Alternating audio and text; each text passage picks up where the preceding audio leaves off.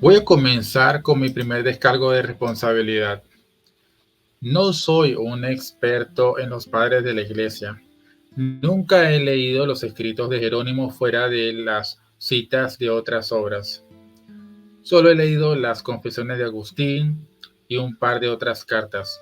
He leído el comentario de Pelagio a Romanos, que curiosamente no se utiliza como fuente en el libro El mito del pelagianismo, porque probablemente ha sido editado hasta tal punto que no sabemos qué palabras eran las de Pelagio o las que vinieron después de él. Ahora, he leído a muchos de los padres de la iglesia, pero no mucho de Jerónimo, Agustín o Pelagio, por lo que mi reseña de tomarse simplemente como mi opinión sobre el trabajo de Ali Bonner, el mito del pelagianismo, aunque tenga en cuenta que no estoy en condiciones de juzgar la precisión de su trabajo. No tengo ningún interés en sumergirme en los escritos de Pelagio y Agustín o Jerónimo para ver si ella los ha sacado de contexto o los ha distorsionado en su punto de vista de alguna manera. Después de leer este libro y el comentario de Pelagio sobre Romanos, que he tenido suficiente de Pelagio para esta vida. Y esta es la sencilla razón por la que no me importa profundizar más en Pelagio. Pelagio era un asceta y no amo el ascetismo. Lo veo como una corrupción de la enseñanza bíblica sobre la santificación en la vida cristiana. Creo que ha conducido a algunas personas a enseñanzas y prácticas que eran terribles en la iglesia, por lo que no quiero perder más el tiempo defendiendo a un líder ascético más allá de esta revisión. Por lo que mi revisión tampoco debe verse como un respaldo a ninguno de los puntos de vista de Pelagio. Esto es solamente una presentación de los argumentos de Ali Bonner sobre el mito del pelagianismo, basado en mi lectura de su trabajo. Con eso fuera de camino, aquí está la reseña. Ali Bonner presenta un argumento completo y convincente de que Pelagio pudo haber sido víctima de la peor campaña de desprestigio en la historia de la Iglesia, que fue tan eficaz y tan exhaustiva que un hombre inocente sigue siendo incuestionablemente considerado hereje 1600 años después. Y lejos de ser heréticos, las opiniones de los escritos de Pelagio están en consonancia con el ascetismo dominante de sus días, por lo que Agustín dirigió lo que fue un ataque pecaminoso y divisivo contra Pelagio, mientras Jerónimo lo ayudaba en el camino, quien parece haber seguido a Agustín para salvar su propio pellejo, y al menos en el libro de Bonner fue probablemente el personaje más despreciable de todos. Aquí está la teoría de Bonner como yo lo tomo. Agustín deseaba mover la ortodoxia de la iglesia en una nueva dirección basada en su comprensión de las escrituras.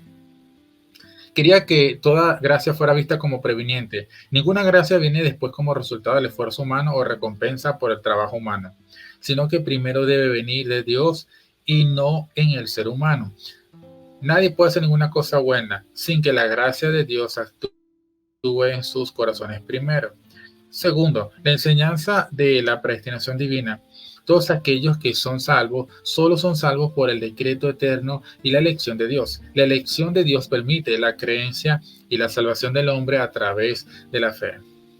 Tercero, el pecado original. El hombre nace con la culpa de Adán y es incapaz de venir a Cristo para salvarse sin la predestinación y la gracia previniente obrando primero en su vida. Agustín quería que todos los cristianos vivieran en una casa construida sobre estas doctrinas y enseñanzas que él apreciaba tanto. Pero Agustín tenía un problema. Su problema fue el movimiento del ascetismo, el movimiento en el que se consideraba la negación de las comodidades terrenales generaba espiritualidad. Curiosamente, el único lugar donde Pelagio no estuvo de acuerdo con Pablo fue cuando escribió su comentario sobre Romanos, en el que en el capítulo 14 fue donde Pablo se refiere al fuerte como el que come carne y al débil es el que come vegetales. Bien, un cristiano estético diría, oye, si comes carne eres el trabajador más débil y si ayunas y solo comes vegetales son más fuertes, por lo tanto no estuve de acuerdo con Pablo en ese capítulo. Otro asceta que Alibone presenta como Atanasio, San Antonio en el desierto, Jerónimo y otros, vivían en una casa doctrinal que era similar a la de Pelagio. Vivían en una casa doctrinal construida sobre puntos de vista del libre albedrío, una creencia en la bondad humana inherente. Sí, la humanidad es pecadora, pero también es buena por naturaleza a pesar de tener pecado en sus vidas, ya que están hechos a imagen de Dios. Finalmente, la predestinación, según la presencia de Dios. Dios escogió a aquellos que sabía que lo harían, un día creer en el futuro, y entonces la predestinación de Dios estaba trabajando en línea con el libre albedrío del hombre. Ahora, lo que Agustín quería hacer era sacar a la gente de la casa ascética y de las creencias ascéticas y traerla a su nueva casa de determinismo divino, y encontró la herramienta perfecta para hacerlo, que era Pelagio. ¿Por qué Pelagio? Era un forastero que también era un asceta. Pelagio era de las tierras frías del norte de Gran Bretaña, y Agustín podía pintar a Pelagio como un hereje, podría alejar a otros de los puntos de vista del ascetismo comúnmente sostenido, en que en cambio conseguiría que se alinearan más cerca de él. Agustín, junto con la ayuda de Jerónimo, comenzó una campaña de difamación casi obsesiva contra Pelagio, los forasteros y aquellos que estaban estrechamente asociados con él. Bonner muestra que casi todos los cercanos del pelagianismo fueron negados por Pelagio. Él mismo se contradijo en las propias cartas de Pelagio, por lo que basado en el testimonio de Pelagio, basado en los escritos de Pelagio, Pelagio ni siquiera era pelagianismo. El propio Agustín describió que puede ser dudoso o poco claro si Pelagio o Celestio o ambos o ninguno de ellos u otros con ellos ocupaban o siguen ocupando tales cargos. Por lo que el propio Agustín carecía de pruebas de que Pelagio era un pelagiano.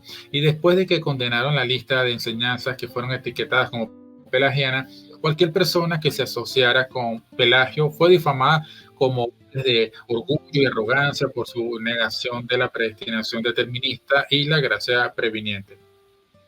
Esto es lo que pasa. Creo que Bonner presenta un argumento de calidad de que Pelagio no inventó ninguna enseñanza nueva. Ninguno de los puntos de vista de sus escritos eran novedosos, pero fueron compartidos por Atanasio y otros en el movimiento ascético, que creo que podrían haber quizás dedicado poco menos a San Antonio del Desierto y extendido las similitudes de Pelagio a muchos más escritores ascéticos de ese tiempo. Pero se presenta un caso convincente que si Pelagio era un hereje, también lo son San Antonio del Desierto, Atanasio y otros más. Pero Agustín no podía atacar a esos hombres como hereje porque eran vistos como irreprochables. Tampoco podía llevar sus puntos de vista a la iglesia para defender su propio punto de vista porque eran demasiado novedosos en comparación con muchos otros puntos de vista de la época, especialmente los puntos de vista sostenidos en el movimiento ascético. En cambio, Agustín necesitaba trabajar mediante distracción y necesitaba deslizar su propia enseñanza durante esa distracción, y la distracción que usó fue declarar a Pelagio el británico del norte como un hereje. Hay mucho que decir de esto. Este libro trata sobre las presuntas motivaciones clandestinas de Agustín, pero creo que el ataque más mordaz de este libro es en realidad contra Jerónimo. La razón es que Jerónimo era un asceta como Pelagio. Jerónimo tenía muchos de los mismos puntos de vista de Pelagio. Jerónimo incluso tenía varios puntos de vista en un sentido más extremo, de manera que se alineaba con el llamado pelagianismo que el propio Pelagio.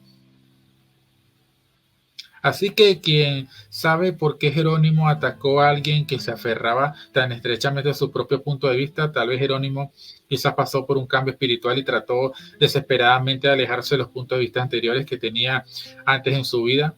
Jerónimo temía que también lo acusaran de arrogancia, por lo que trató de distanciarse de Pelagio. Quizás lo más posible, lo cualquiera que fuera la razón por la que Bonner tenía un capítulo entero lleno de citas de Jerónimo que sonaban mucho más pelagianos que los escritos de Pelagio.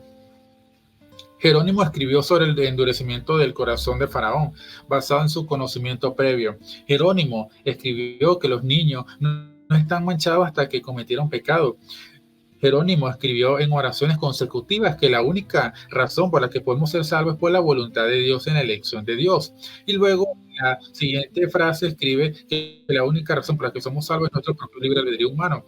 Jerónimo estigmatizó las riquezas como inmorales y enseñó sobre la bondad de la naturaleza humana y también sobre la capacidad del hombre en esta vida para alcanzar la perfección. Si primero vende todos sus bienes y dárselo a los pobres. Ahora, hay algo más que me gustaría decir en este libro, como las cartas de Pelagio.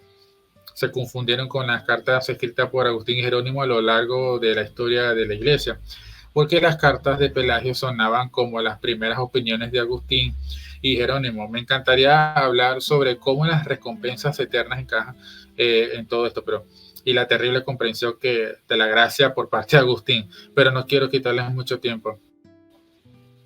Terminaré con esto. Bonner presenta un caso completo y convincente de que si quieres etiquetar a Pelagio como hereje, también deberías etiquetar a muchos otros padres de la Iglesia como herejes. Debo decir que no estoy de acuerdo con Pelagio en un montón de cosas, pero también veo la idea de que él sea un hereje como un poco ridícula.